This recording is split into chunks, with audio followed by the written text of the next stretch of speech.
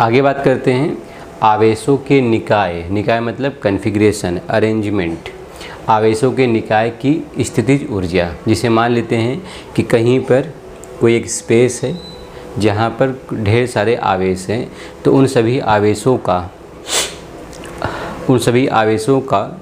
आवेशों की वजह से जो स्थितिज ऊर्जा होगी वो कितनी होगी और वो किन चीज़ों पर निर्भर हो सकती है, हम लोग यहाँ पर उसी बारे में बात करेंगे। जैसे आप चित्र में देख सकते हैं, यहाँ पर अभी हमने कोई आवेश नहीं लिया हुआ है। जैसे हमने यहाँ पर एक XY प्लेन लिया हुआ है। यहाँ पर बिंदु O जो है वो ओरिजिन बिंदु है और बिंदु O से हम लोगों ने एक बिंदु यहाँ पर लिया है। मान लेते हैं ये बिंदु A है और यहाँ पर बिंदु B है। बिंदु A और बिंदु B जो है वो इस ओरिजिन से R1 और R2 दूरी पर हैं। ये R1 R2 क्या है? ये स्थिति सदिश हैं। स्थिति सदिश मतलब पोजीशन वेक्टर।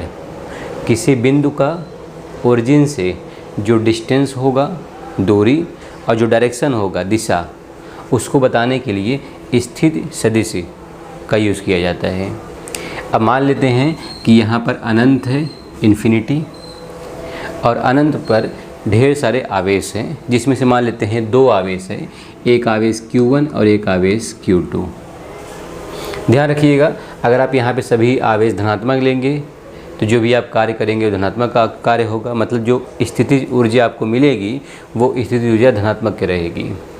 एक और बात यहाँ पर है कि हम लोग यहाँ पर जो भी कार्य करने वाले हैं वो सभी कार्य में जो बल लगेगा वो बल कौन सा होगा? विद्युत क्षेत्र की वजह से लगने वाला बल। और विद्युत क्षेत्र जो होता है, विद्युत क्षेत्र की लगने वाला जो बल होता है, इलेक्ट्रिक फोर्स, वो एक तरह का कंजर्वेटिव फोर्स होता है। कंजर्वेटिव का मतलब ये हुआ कि जब कभी भी कंजर्वेटिव फोर्स की वजह से आप कार्य करते हैं तो वो कार्य स्थितिज ऊर्जा के रूप में स्टोर होता है, संग्रहित होता है। तो जब भी बोला जाता है कि हमने कुछ कार्य किया और वो कार्य स्थितिज ऊर्जा के रूप में एकत्रित हो गया, यानी हमने कार्य करने के लिए जो बल का उपयोग किया होगा वो बल कंजर्वेटिव फोर्स होगा। जैसे गुरुत्वाकर्षण बल हो गया, विद्युत क्षेत्र की वजह से बल हो गया, ये सब जो होते हैं वो कंजर्वेटिव फोर्स होते हैं। लेकिन घर्षण जो हो गया, फ्रिक्शन जिसको बोलते हैं, वो नॉन कंजर्वेटिव होता है। नॉन कंजर्वेटिव मतलब कि अगर फ्रिक्शन की वजह से कोई कार्य हो भी रहा है तो वो स्थितिज ऊर्जा के रूप में एकत्रित नहीं होता है। तो यहाँ पर कंजर्वेटिव है, जो भी आप कार्य करेंगे वो स्थितिज ऊर्जा के रूप में संग्रहित होगा। धनात्मक आवेश रहेगा तो धनात्मक आएगा, दोनों धनात्मक रहेंगे या दोनों ऋणात्मक रहेंगे तो आपको धनात्मक विद्युत स्थितिज ऊर्जा मिलेगी। एक धनात्मक होगा और एक ऋणात्मक होगा तो इसमें आपको ऋणात्मक स्थितिज ऊर्जा मिलेगी। अब यहाँ पर देखिए, हमें इन आवेशों को, जैसे यहाँ पे 2 आवेश है, आप 3, 4, 5, 6 कितने भी ले सकते हैं। यहाँ पर 2 आवेश है Q1 और Q2। मुझे बारी बारी से इन आवेशों को बिंदु A और बिंदु B पर लाकर स्थापित करना है। ध्यान रखिएगा, कोई ज़रूरी नहीं है कि आप पहले आवेश Q1 को लाएं फिर Q2 को लाएं। आप चाहें तो पहले आवेश Q2 को लाके रख दें, उसके बाद Q1 को लाके रख दें। हम लोग आगे देखेंगे कि आप पहले किसी भी आवेश को लाके रखिए और किसी भी रास्ते से लाके रखिए, हमेशा जो कार्य होगा वो एक समान होगा। क्योंकि जो कार्य होता है वो सिर्फ निर्भर करता है प्रारंभिक और अंतिम बिंदु पर। आप प्रारंभिक और अंतिम बिंदु के बीच में किस रास्ते से आए वो यहाँ पर मैटर नहीं करता है। अब यहाँ पर आपको एक बात जो ध्यान में रखना है इस टॉपिक को समझने के लिए, वो ये है कि जो वर्क होता है, कार्य, उसको लिखा जाता है आवेश गुणे विभवांतर। क्योंकि अगर आपको ये फॉर्मूला समझेगा तो आपके लिए लिखना काफ़ी आसान हो जाएगा। अब देखिए, वर्क हो गया Q × dV। अब विभवांतर जब हम लोग लिखते हैं तो विभवांतर मतलब इनिशियल, प्रारंभिक, फाइनल, अंतिम, इन्हीं के बीच में इसका एक विभव होगा, यहाँ का एक विभव होगा। उन्हीं विभव के बीच का जो अंतर होता है वही क्या होता है? विभवांतर।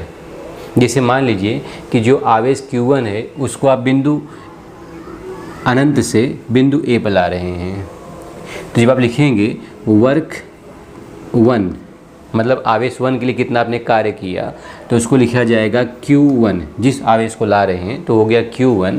और जो विभवांतर है कहाँ से ला रहे हैं, अनंत से। कौन से बिंदु के लिए, बिंदु ए के लिए, तो लिखा जाएगा आवेश बिंदु ए का, यानी आवेश नहीं, विभव, बिंदु ए का विभव माइनस इन्फिनिटी का विभव। हमें पता है कि अनंत पर विभव कितना होता है, 0 होता है। और क्योंकि यहाँ पर जब तक हम आवेश Q1 को नहीं लाए हैं, यहाँ देखिए कोई दूसरा आवेश नहीं है। अगर कोई आवेश नहीं है मतलब कोई विद्युत क्षेत्र नहीं होगा। अगर कोई विद्युत क्षेत्र नहीं होगा मतलब यहाँ पर कोई भी विभव नहीं होगा। इसका मतलब ये हुआ कि बिंदु ए का विभव भी 0 है और अनंत पे तो विभव 0 होता ही है। तो अगर बिंदु ए और अनंत दोनों जगह पर विभव 0 है, इसका मतलब जो कार्य आपको करना होगा, कितना करना होगा, 0। तो आवेश को अनंत से बिंदु ए पर लाने में आपको कोई भी कार्य नहीं करना होगा और जो आवेश है Q1 वो बिंदु ए पर आ गया। अब जैसे ही ये आवेश Q1 बिंदु ए पर आएगा, ये आवेश अपने चारों तरफ अपना क्षेत्र बना देगा। अगर इसने अपना क्षेत्र बना दिया तो अब आपको यहाँ पर बिंदु ए की वजह से कुछ न कुछ विभव मिलेगा। वो कितना मिलेगा, वो मिलेगा 1/4πε0 Q1/R। अब यहाँ पर विभव 1 है तो 1 लिख देते हैं। जो दूसरा विभव आएगा उसकी जो भी स्थिति होगी उसको यहाँ पे लिखा गया है P। जैसे विभव 2 होगा तो R12, विभव 3 होगा तो R13, विभव 4 होगा तो R14, वैसा लिखा जाएगा। तो विभव 1 की वजह से आवेश 1 की वजह से, तो यहाँ पर आवेश 1 लिख लेते हैं।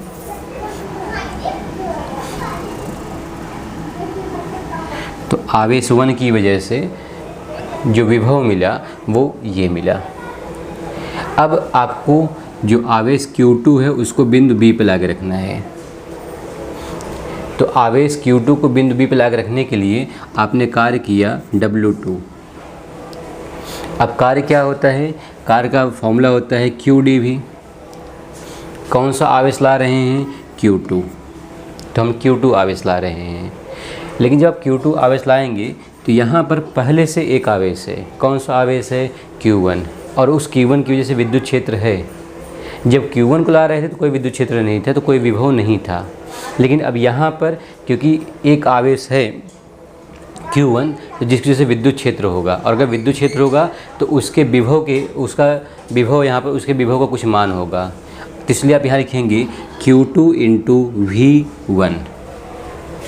तो यहाँ पर V1 क्या लिखा, क्यों लिखा गया, क्योंकि जहाँ पर आप बिंदु B पर आवेश 2 को ला रहे हैं वहाँ पर बिंदु 1 की वजह से, आवेश 1 की वजह से विभव होगा। क्योंकि विद्युत क्षेत्र है तो विभव होगा, इसलिए लिखा गया V1। आप चाहे तो इसको ऐसे लिखते हैं V1 - V∞, क्योंकि आप अनंत से ला रहे हैं, लेकिन अनंत पे तो 0 है। तो ये आप लिखे न लिखे ये मैटर नहीं करता है। तो ये हो जाएगा Q2 V1। तो जब इसको आप लिखेंगे तो ये लिखा जाएगा Q2 1/4πε0, 1/4πε0। ये हो जाएगा Q1/R12। आवेश 2 है इसलिए 2 लिखा गया। इसको लिखेंगे तो लिखा जाएगा W2 = 1/4πε0।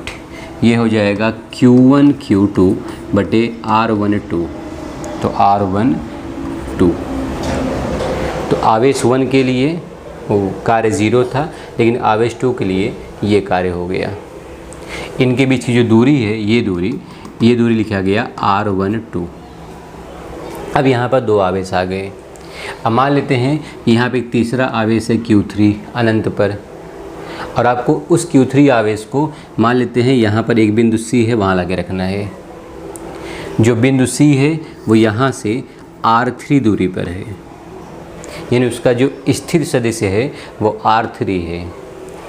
अब समझिए ध्यान से, बिंदु C पर जब आप Q3 आवेश को ला के रखेंगे तो यहाँ पर पहले से 2 आवेश हैं। कौन कौन सा आवेश है, Q1 और Q2। दोनों धनात्मक आवेश है, Q3 भी धनात्मक आवेश है। तो सीधी सी बात है, Q1 का भी विद्युत क्षेत्र यहाँ पर होगा बिंदु C के पास, और Q2 का भी विद्युत क्षेत्र यहाँ पर होगा। और जब कभी भी किसी विद्युत क्षेत्र में किसी दूसरे आवेश को हम लोग लाते हैं तो वहाँ पर बल लगता है। अब बल प्रतिकर्षी होगा, मतलब रिपेल होगा या अट्रैक्ट होगा, वो निर्भर करता है कि आवेश धनात्मक है, ऋणात्मक है, कैसे हैं। अब क्योंकि यहाँ पर ये भी धनात्मक आवेश है, Q3 भी धनात्मक आवेश है, तो यहाँ पर ये सभी एक दूसरे को रिपेल करेंगे। तो जब आप बिंदु C पर Q3 को लाकर रखेंगे, तो क्योंकि यहाँ पर बिंदु C पर Q1 और Q2 दोनों का विद्युत क्षेत्र है, मतलब दोनों का विभव होगा, तो दोनों के विभव के विरुद्ध आपको Q3 यहाँ पे लाके रखना होगा। इसका मतलब ये हुआ कि जब आप कार्य करेंगे तीसरे आवेश के लिए जब आप कार्य करेंगे, तो कार्य का फॉर्मूला होता है Q गुणे dV। तो आपको लिखना होगा कौन सा आवेश ला रहे हैं, Q3, लेकिन यहाँ पर दो आवेश पहले से हैं, तो दोनों आवेशों के विभव के विरुद्ध कार्य करना होगा। तो विभव आवेश 1 के लिए लिखा गया विभव V1 प्लस आवेश 2 के लिए लिखा जाएगा विभव V2।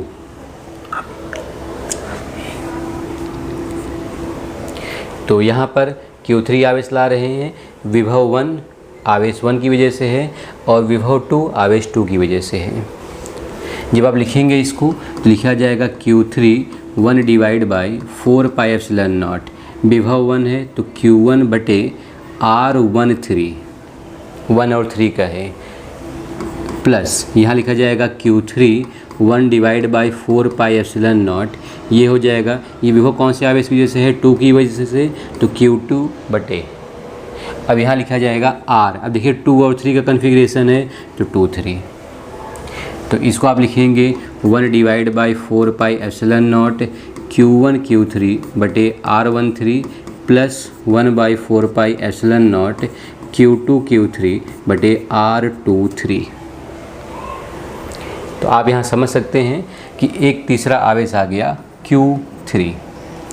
अब अगर आप एक और आवेश लाएंगे Q4, तो यहाँ पहले से कितने आवेश हो गए हैं, 3।